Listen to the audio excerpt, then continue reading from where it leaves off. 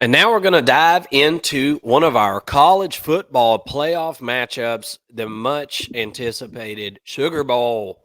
Yeah, baby. Woo. Texas is favored by 4.5 over Washington. It's been a magical season for the Washington Huskies. This game is going to be played on Saturday, December 30th at 8:45 p.m. We got us a nice little nightcap there for that one. This is a very interesting matchup of two teams that haven't been in a game like this in quite a while, right? Obviously, everybody knows the Texas situation that we went. I mean, we went over it time and time again over the last year. It's been since '09 that they've even won their conference. They won the Big 12 this year, their last year in the conference. Now they're going to be headed off to the SEC, but before they do that, they've got some hardware that they're looking to bring home. Texas has been a great offense this year. We're going to get through a lot of their key players, playmakers, all their stats, all that good stuff. Thank you so much for joining us on the First and Long College Football Show. We're so glad that you're here. We're just a couple of college football fans just like you, and we want you to hit the thumbs up. Okay, support your college football brethren here, and hit the subscribe button. Come and hang out with us. We talk college football year round. Mason, this New Year's Day matchup is one that we don't typically get. I mean, Washington versus Texas. I mean, most people could not have seen this coming unless you're me, right? And I did see this coming. You did. I'm the only one that I know of that was calling it like this, bro. Yeah. And maybe whenever we tune this video up, I'll do a little flashback, right? Well, maybe we'll see a little flashback, and figure out why I was so high on Washington. But Well, it all came. you had Washington in your top four, and I had Texas in my top four. We were on it, dude. Yeah. We were on it, and you know, I don't feel like most people would say that it was predictable for Washington to be in there, or really Texas either. Like I said, it's been so long. Yeah. Is this Washington defense going to be able to hold up against this high-powered Texas offense, and vice versa? That we're going to see as we go through some of these stats and everything. These are a couple of really, really good offenses, and the over/under, as we'll also see in some of these slides that we're going to pull up here, these graphics, the over/under is set at like 63.5. It's pretty unbelievable how high that number is set at. What are your initial thoughts on this game? And then kind of let's go through some of our visuals and graphics that we've got here so we can kind of map out what these two teams are all about. Yeah. So for me, I mean, my initial thought is over, right? When you look at the defenses of both of these teams, Texas, they're a physical team, right? They're a good defense. I would stop short of saying that they're great. They are really good at and they are great at stopping the run, right? But that's not really what Washington wants to do anyways. They have come on lately with Johnson running the football, and so that's been a strong suit for them as of late, but they're number one in the country in passing yards per game, and that's what they really want to do. On the other side, Texas is 96 in the country in passing yards per game given up on defense. So to me, college football is about matchups. That's a matchup that I'm looking at and I'm circling and I'm saying, uh-oh, these Longhorns might be in a little bit of trouble. Yeah. Well, let's go through some of these graphics that we've got here and look at some of the stats for some of these guys. Obviously, everybody knows these two quarterbacks that we've got matching up in this thing, right? We got Michael Penix, who's fresh off his Heisman trip to New York. He was in the ceremony, all that good stuff. This is the number one passing offense in all of the country in Washington. Kalen Debore has done a fantastic job with this team this year. And what I think they're so good at, and we're going to see some of their playmakers here in a second, but Michael Penix is so good at just getting these playmakers the ball, Mason. I mean, that's what this whole offense is based on. And that sounds so cliche, but when you watch Washington play offense, it's not just about the plays they're running or the players that they have. It's about the scheme. This scheme, man, they are so good at putting your secondary on an island. They Yeah. are so damn good at it. And this guy that's on your screen right here, number 9 for Washington, Michael Penix, is damn good at figuring out when there's a mismatch. He knows it before it even happens. And that's the key to this offense, man. And that's really kind of an echoing sentiment that I'd like to, expound upon as the season goes on or the offseason goes on. First year quarterbacks aren't doing what Michael Penix is doing. It's not Right. happening, right? This is a guy who's been in a system. He transferred over from Indiana, has been in this system for a couple of years now. Dude, he's just hitting his stride. Now, we saw Michael Penix hit a little bit of a skid throughout the middle part of the year, and there was rumors. Now, that rumors are rumors, okay? And I'm not talking the Fleetwood Mac album. But the rumors were through the grapevine, I heard he was hurt. I don't know if that's true. I'm never going to know if that's true. Maybe at the end of the season, Michael Penix will say if he was or wasn't. I don't know. Who cares? But he kind of slacked off in the middle of the season there a little bit with the the numbers he was putting up. Otherwise, he'd have had 5,000 yards this year. If he would have kept on the trajectory he was on at the beginning of the year and the end of the year and did it in the middle, dude, he would have won the Heisman. There's zero doubt about it. It wouldn't have even been freaking close. Okay. So I think really, really, really highly of this guy. Quinn Ewers is, I could say almost all the exact same things about this guy. A second-year guy in a system that first-year quarterbacks are not going to be able to thrive in. He's in his second year. He cut the hair. All right. Very Listen, important. this is something I thought about this week while we were getting ready for this breakdown, because we actually do put a lot of thought into this. But how much more hype would there be around Quinn Ewers right now if he had not cut the hair? That's a good question. Would he have been in New York, I guess is what I'm asking. The hair makes a big difference. Fuck yeah, it does. It can carry you a lot of places. Look, I mean, I lost all my hair, and now I'm stuck doing a show on YouTube. So, I mean, with me, it makes a lot of sense, actually. Maybe if I grow my hair out, I can go to New York. I don't know. you're gonna get noticed more. That's right. Okay? That's There's gonna be right. way more hype around you. I would be way more hyped up around you if you had a mullet, dude. Like, I A mean, that mullet would probably get me specifically. pretty freaking fired up. Yeah. Yeah. But he plays like he's got a mullet still, I feel like, He and does.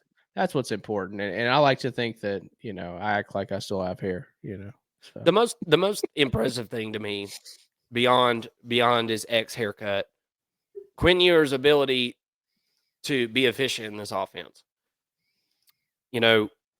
Sarkisian doesn't like first-year quarterbacks. He made that really clear last year. He tries his best to never have a first-year quarterback in this system be a starter. But here in his second year, 248 of 351, that's 70.7%. That is really, really solid in this offense. Yep. And Quinn Ewers missed some time. Malik Murphy filled in for the Texas Longhorns, who I guess it's worth mentioning at this point. If Quinn Ewers goes down, guess who's coming in, guys? It's Arch Manning. Arch Manning. The Manning era will have begun. Ooh, that'd And be fun to imagine if see. Arch Manning came in this game and won it for him. And I'm just if imagining Quinn him Ewers coming got hurt, in, think like, about that. Wow. regardless. I'm just imagining him coming in, like that would be epic in general. Like win or lose, like it would be it would be the talk of college football the next day. Hell yeah, it would be. And look, I don't think Texas fans want to see that happening. But obviously, if that happened, then something bad is going on, and Washington just gained the upper hand in this matchup. But let's go on to the next visual here, and let's kind of talk about some of these Washington playmakers that we've got in this offense.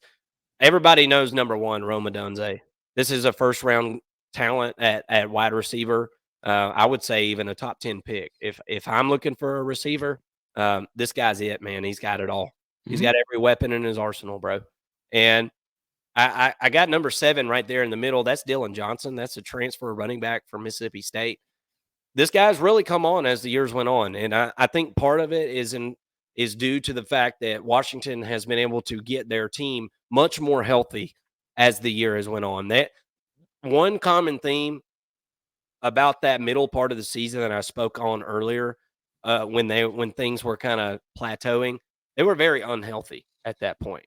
They were missing a lot of players from their starting lineup, and I think what sets this Washington team kind of in a different category in a lot of people's minds than like an Alabama or a Georgia is the depth. They don't Yeah. have the depth that some of these top tier teams have. But when Washington is fully healthy, that front line of guys, those starting 22, are really, really damn good. They're really, really good. And if you didn't know that, I mean, my God, they're 13-0 at this point. I mean, they're really, really good. Yeah. Number 11 there is Jalen Polk. Or excuse me, that's McMillan. McMillan. Excuse me. Jalen Polk is the other wide receiver. He's really good too. McMillan has came back off an injury, and it seems like in that game against Oregon, I mean, he had over 100 yards receiving. Seems like he's back to doing Yeah. McMillan-like things, He looked right? really good in his last game. Yeah. What are your thoughts about these playmakers, and how are they going to affect this ball game as we move on? And we'll talk more about Texas and these two defenses. Well, I think when you look at skill players, I think that Washington has the better skill players. I really do on offense, at least.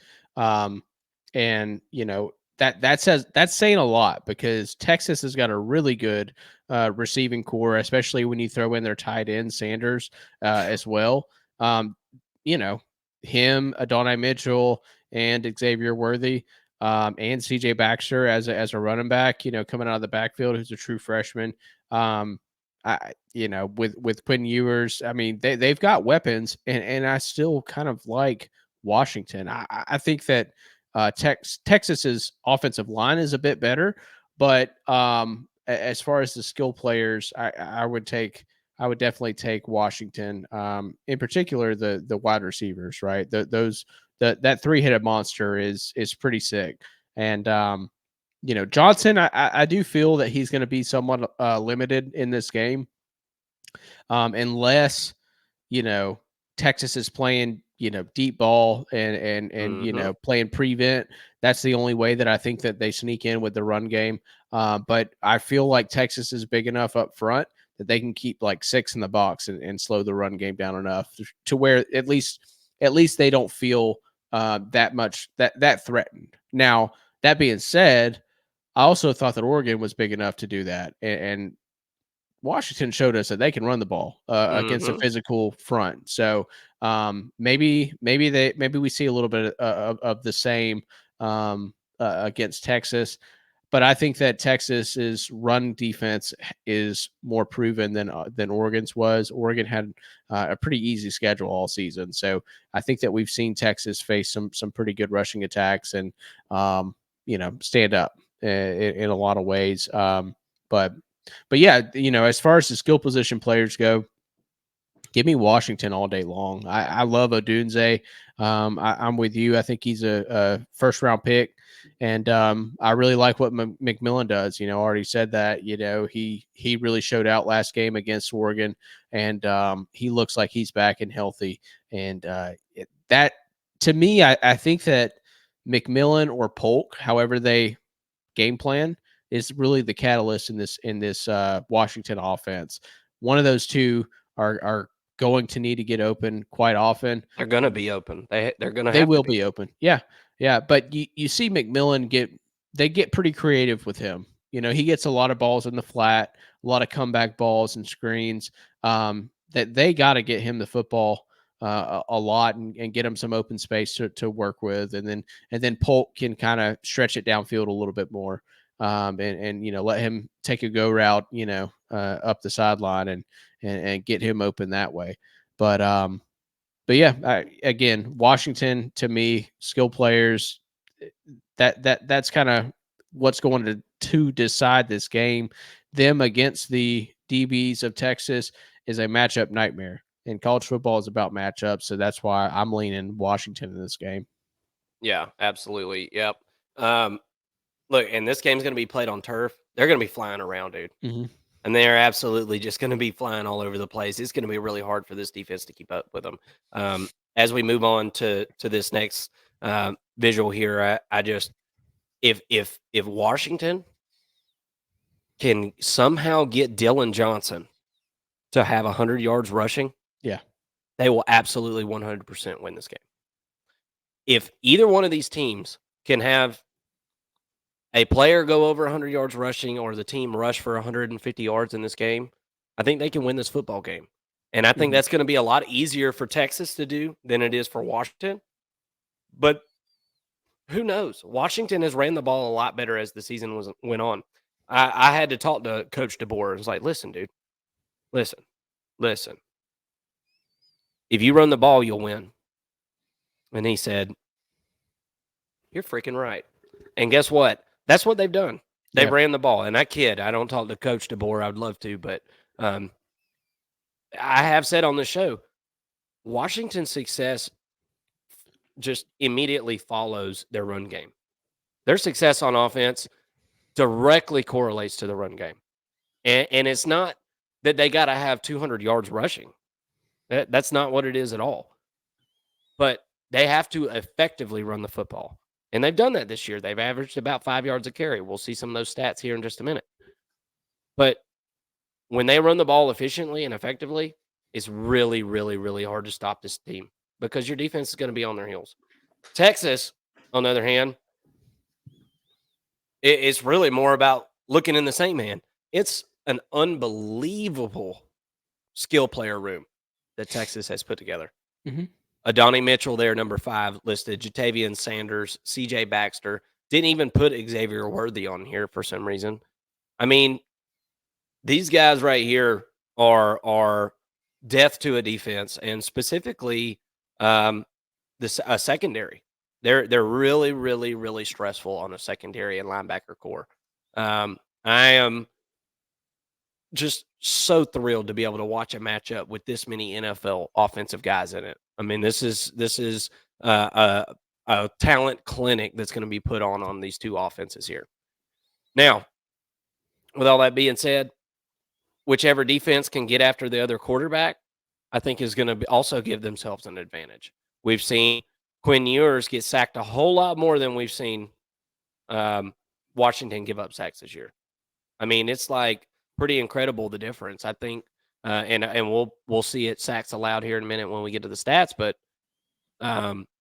you've got Washington who's given up less than 15 sacks this year all year, and you've got Texas who's given up. I think Quinn Ewers has been sacked like 30 times, 30 or 33. So Yeah.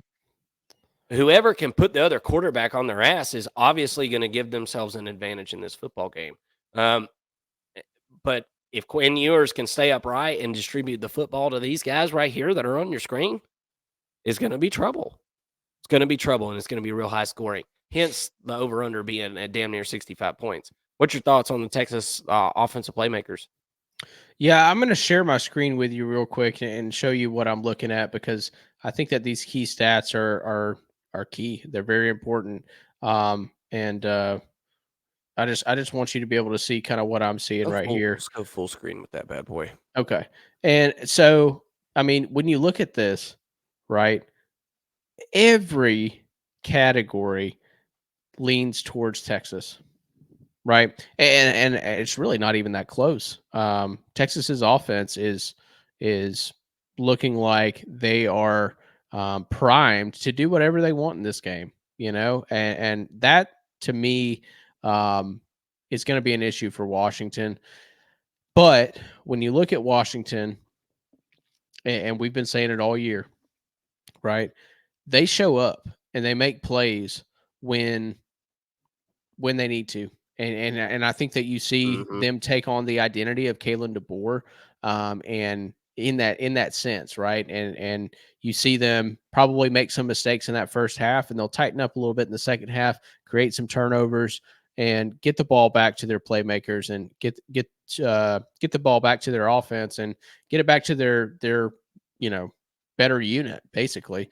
And that to me is going to be the difference. But um, I also feel like in this game, more than any, if there is a blowout, it's going to be Texas blowing out Washington. But if it's a close game, I really like the grit and the toughness that Washington, brings to the table. And if it's a one-score game, I think I got to go with Washington. You Yeah. know, and that's kind of the way I feel. I'm so excited to see this game and to see kind of what comes of it. But obviously, I think it's pretty obvious at least. Texas has a slight edge, right, from the total package of players that they have from a talent perspective. Texas is the better brand, even. Um, they're kind of the better team in a lot of ways, but I think that people are still really sleeping on Kalen Debore as a head coach. Mhm. I don't know why that is. It seems pretty obvious to me at this point that he's one of the best coaches in the country. And I think that he finds ways to get the most out of players, right? They don't have, they may not even have one 5-star on their roster in general, as a high school recruit. Now, obviously, Romo Dunze is a 5-star in today's college football game, Yeah. um, but from a talent perspective, they're not like talent accumulators. Heck, Oregon does a much better job of it. But Mhm. Kalen DeBoer has found a way to get the most out of his players year in and year out, and I think you see a really gritty performance by them. And I think that they're going to be able to get it done against a lackluster Texas secondary. Yeah. Well, you go to that next visual on there, and let's just. I'm not going to read out all of these stats, but I want to put these all out on the screen for you guys, and you guys can take a look at them at your leisure. But yeah, I mean, look, this is an opportunist team. This Washington team here, they take advantage of their opportunities, and it seems like they do it every damn time. We've seen every team in the country struggle throughout some kind of stretch this year, a certain game, a certain stretch in their conference play. Georgia's did it, Alabama's did it. Alabama beat Auburn by like a point or whatever, or they beat them by whatever it was, 6 or 7 or whatever it was. Barely beat them on the last play of the game. Yes, Barely three. beat Arkansas, lost to Texas. I mean, we've seen every single team in the country struggle. Texas lost to Oklahoma, played a bad game. Washington, even when they've played a bad game, they figured out a way to pull it out. Mm-hmm. And this rushing offense, their yards per attempt, it's went up as the years went on. They've figured out ways to incorporate the run game and incorporate Dylan Johnson. They're 40th in rushing offense. Not great, but it's serviceable considering the fact that they're the number one passing offense in the nation. So if they can average what their average is for the year, 4.5 yards per attempt, or at least 4, they're going to Mm-hmm. give themselves a chance in this game. I agree. Easier said than done, though, because this Texas defense, they're 5th in the country at yards per attempt allowed at 2.9. Yeah. So, what happens when an unstoppable force meets an immovable object? I don't know, but we all just have to sit and watch, and I can't wait to see it. But going beyond those numbers, here's a matchup that I think is super, super important, especially whenever these two teams are going to be playing on turf in a dome, right? This passing offense that Washington has, number one in the country. Texas has the 19th passing offense in the country against Washington's pass defense that's 119th in the country. And Texas's pass defense that's 87th in the country.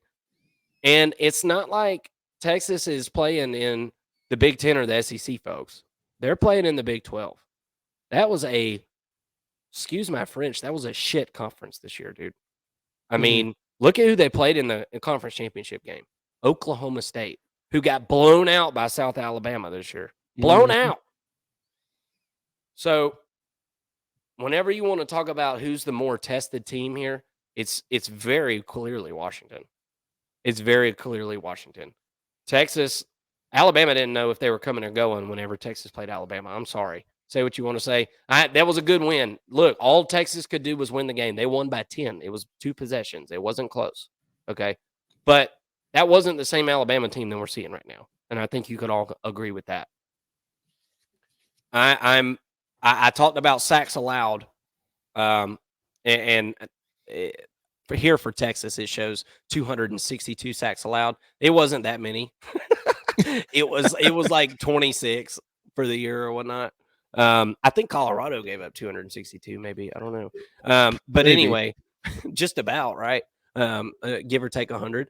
But the point is, Texas has allowed this defenses to get to their quarterback a lot this year, and if Washington can get home, we've talked about it being a timely defense here.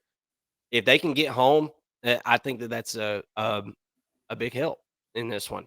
And furthermore, turnovers have not exactly been Washington's friend either. It's really been kind of feast or famine depending on the game.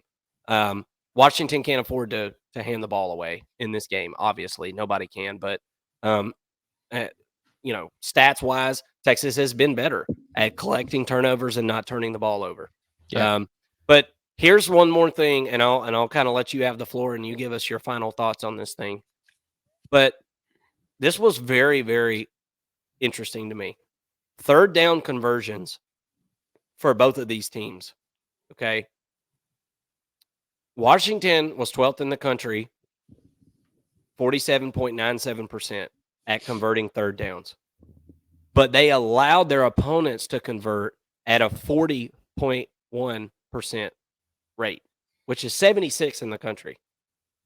Texas is the exact freaking opposite of that. They only converted 38.51%. That's 65th in the country. They've converted that rate on 3rd down. But they have allowed their opponents to only convert at a 25.9% rate, which is 1st in the country. So, with that being said, I got a couple plays on this game. I like Washington.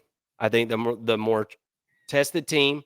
I actually like the secondary of Washington better than I like Texas's. Mm-hmm.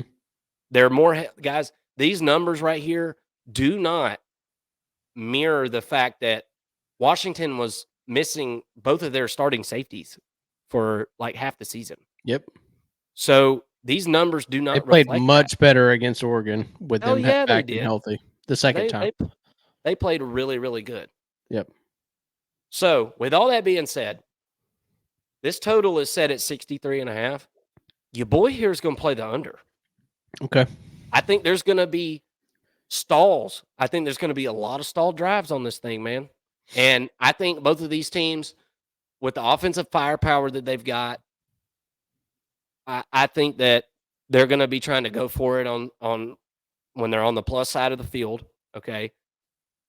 I think there's going to be I think there might be a couple turnover on downs for each team in this game. Mm-hmm. And I think there's going to be a lot of stalled drives on 3rd down. I can see that. And we're talking about, we've seen it throughout the year. We've seen Texas build up a big lead. TCU game. Yep. Watched them build up a big lead, stall out. Yep. We've watched Washington in the middle of the season stall out, have to win a game with their defense. They've done it a couple times. So I'm going to go under, and then I'm definitely taking Washington +4 in this game. Yeah. Because if Washington loses this game, I could see it maybe being like a missed field goal at the end of the game or something like that. Mm-hmm. I really could see that. They've got a walk-on kicker turned scholarship player that has kind of just came on. He got a scholarship like 5-6 weeks ago. Yeah. I could see this game coming down to him and him blowing it. I'm just I don't mean to jinx anybody or whatever. I could see that happening. That's something to think about. But give me Washington +4. What are your thoughts about some of these numbers? And I know you're leaning Washington, but give me your prediction on the spread and your outcome on this one. Well, I kind of like your angle there with the under. I think initially going into this breakdown, over seemed like the play, but the more I think about it, the more I feel like, and this just kind of dawned on me, neither of these teams have been here before, right? I mean, Washington, yeah, they've played in a playoff game before, but not this team, No. right? Nobody near this team has played in a playoff game. There're going to be a lot of jitters early on. So typically, what you see is a lot of feeling around. It's like a fight, with two heavyweight champion of the worlds going against each other, and they just want to the first round. They're just kind of walking around the ring, feeling each other out. You see a lot of that in college football as well. And I think that the first quarter under, I don't know what that total is at, but that'd be a good play, honestly, because I think you're going to see a lot of jitters, a lot of overthrows, and a lot of penalties and false starts and all kind of stuff, in that first quarter. I think it's going to be a little bit of a sloppy game, and then they'll start settling in. I still I've been saying, Washington's receivers against Texas's DBs. Give me that all day. I think that Washington is going to be able to find a way to win at the end of all this, and obviously I like them to cover if that's the case. I like them on the money line. I think that a lot of people are on Texas, and I think a lot of people are really talking more about the Michigan and Alabama game, which we'll get into in another video. But a lot of people just assume Texas is going to win this game, and I'm not so sure that it's that cut and dry. Because again, college football is about matchups. I'm not betting against Washington anymore. I think a lot of the national media and college football fans as a whole really came around to Washington the second time that they beat Oregon, and after that, people said, "Well, what more is there for them to prove? They're a good team and they deserve to be in the playoffs." And now, when you really break this down, it seems like they're in a good position against Texas. Yeah, I totally agree, and I like what you said there about these two teams trying to feel each other out and it being like a heavyweight fight. Both teams are going to be doing their best Anderson Silva. Yeah. Like I'm just trying to not get knocked out right now. I'm gonna let you swing away and miss, hopefully, and until I know that I can land a blow or choke your ass out. So yeah, I think we're on the same. We've got the same feelings about this game, which makes me more confident in it. But I feel like everybody's going to be on the over too, right? There's a thing called fading the public, people, and there's something to be said for it. Sharp bettors are not typically betting with the overwhelming majority of the public. Mm-hmm. And I think that the overwhelming majority of the public is going to be on the over on this one. And I think that it goes under. I don't think it's going to be that high scoring of a game. We shall see. And if you're watched the video to this point, you obviously liked what you were hearing. You're a Washington or Texas fan or just a big college football fan. You just found your new home. Okay. Welcome home. Welcome to the First and Long College Football Show. Thank you so much for watching. Please like the video. Okay. Help us out. Merry Christmas to you. All right. See my Santa shirt. I wore this just for you. Merry Christmas. And help us out by giving us a Christmas present and hitting that thumbs up button. And we hope that you'll consider hitting the subscribe button and coming and joining us. We're talking college football all year long.